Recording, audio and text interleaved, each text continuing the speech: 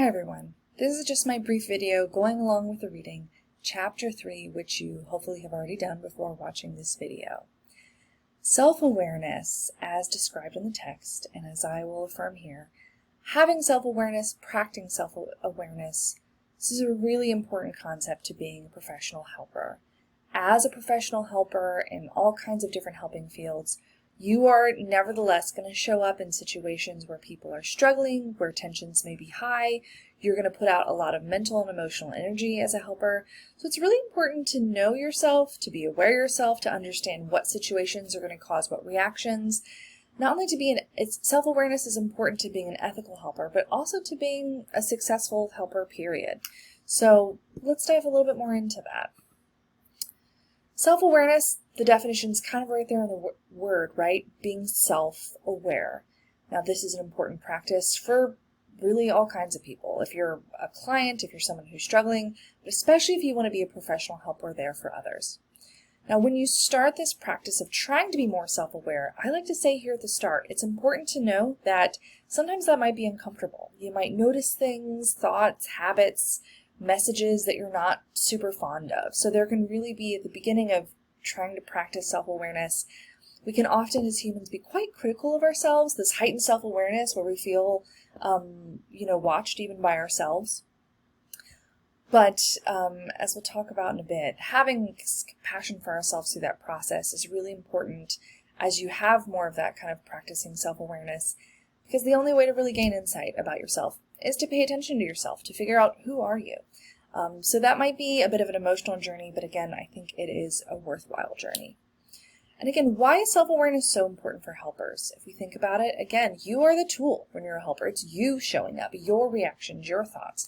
Yes, you're going to be guided by what you've learned, by different strategies, theories, different skills you know, etc. But as a helper, how you show up with people can really make a big difference to the outcomes, especially when we know that one of the most important factors in change in any type of therapeutic relationship, any type of helping relationship, is does the person you work with trust you? Do they feel seen? Do they feel heard? Do they feel connected to you? So you want to be aware of what things you put off so that, are you helping or hindering people's ability to connect with you? And as I said, self-awareness leads to self-insight. Those aren't the same things. Self-awareness might be the practice of trying to connect with yourself, be aware, notice your thoughts, feelings, reactions. Self-insight is having an understanding about what that means. And again, we can only gain that understanding by practicing self-awareness. As described in the text very well, it's also important to note that when it comes to professional helping, people who are going to be professional helpers, there are a lot of qualities that we tend to see of professional helpers. They tend to be people who really care a lot, who listen to others, who are very interested in the plights and struggles of others. But some of those qualities can be beneficial in certain circumstances, but also sometimes hindrances. So let's look at that. Starting with, why do people want to help others? What are your motivations to help? What are the motivations of people who go into helping professions and fields? You can have self-oriented motivations, such as, I want to learn more about myself. A lot of people who go into different psychological fields often are drawn there because they want to learn more about themselves to begin with. That they feel like some people feel like being a helper lines up with their personal values. They feel really good when they help others, and maybe they want to be intellectually challenged. I think that people are endless wells. We can always learn more when we're working with people. But in and of itself, are those motivations bad? No, but can they be if we don't think about it? We don't want to treat all of our clients as if they're just intellectual projects.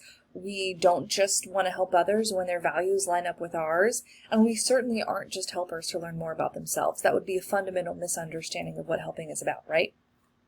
And then there are also other oriented motivations. Maybe you've experienced a lot of help and then you want to be that difference in the world and you want to help other people. You received help and want to give back. You want to create social change. Again, those can be really wonderful motivations. And what happens when you can't help someone? What happens when you get frustrated and you don't see the change that you want to see? How do you handle that and respond to that? So we need to be aware of, again, how these things our motivations can be beneficial, but also what is their shadow side? Am I going to be so focused on my motivation that I forget I'm here to help this other person? It's also important to remember we all have biases, right? We're humans. We have stereotypes. There are ways that we are naturally going to work better with people who are more similar to us at first. It's very normal as a human to fear things that you don't understand. We have biases, and it doesn't inherently make you a bad person that you have those biases. What's important as a professional helper is that you are aware of them, you learn to work through them, you learn when they are going to create problems for you, and you're maybe willing to push your boundaries a little bit and learn about some different perspectives. We are going to be triggered sometimes from people that have very different cultural factors to us. It's our job as helpers, if we're in that role, to educate ourselves, to learn more maybe about a different culture, and not to be so afraid by the things that are different. Because we want to help people from all walks of life. And in a lot of ethical codes and a lot of helping professions talk about how important it is that you can provide services and care to people that are different than you. We also are going to have biases from our personal backgrounds. When we talk about, understanding our own culture, we have to understand that we have a very limited viewpoint of what it can be like to be a human. We just have our perspective. There are a lot of different ways of being a human. There are a lot of different ways that people go through life. So it's important to expand those boundaries. It can also be helpful to remember that, a lot of people are helpers because they themselves were helped and that was meaningful to them. But, you're going to experience people as you're helping, I promise, that remind you of you. They have a very similar situation as you.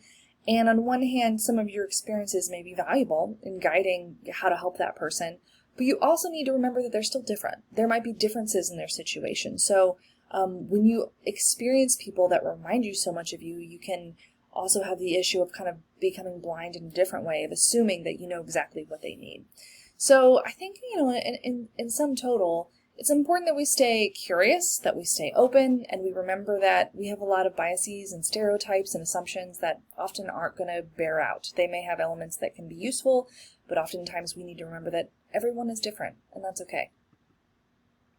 So what are some strategies for you to be more self-aware, to understand some of your tendencies, some of your biases, stereotypes, emotions that are triggering for you, situations that are triggering for you, etc.? You want to practice strategies for building self-awareness so that you can build more self-insight. These are things that can be developed. Some common things that can help: psychotherapy, that refers to, talking therapy that can be done with a variety of types of professionals. As a counselor, that is the main focus of what I would do professionally if I weren't teaching. The students that I train, that is what they're doing. But also there are a lot of self-reflection practices, such as journaling. There are a lot of different ways that people develop self-reflection practices. A really big category in that would be mindfulness practices. Mindfulness is the practice of just being in the present, being aware of yourself. And of course, there are all kinds of strategies for practicing mindfulness. Another definition of mindfulness: the quality or state of being conscious or aware of something. If we know a bit about neuroscience, the place in our brain that we experience emotions is not always, it's in our midbrain. It's not our frontal cortex. So what does that mean? We're not always consciously aware of what we're feeling about things, some of our internal reactions. We actually have to practice sitting with ourselves, being aware of those emotions and experiences. And when we're aware of them, we better understand them. And what's really important is we can make more choices around them. Again, our emotions influence a lot of our thoughts and behaviors without us consciously being aware of it. When we practice being aware of ourselves, we give ourselves the opportunity to make more choices. And that is really important and really powerful. Now,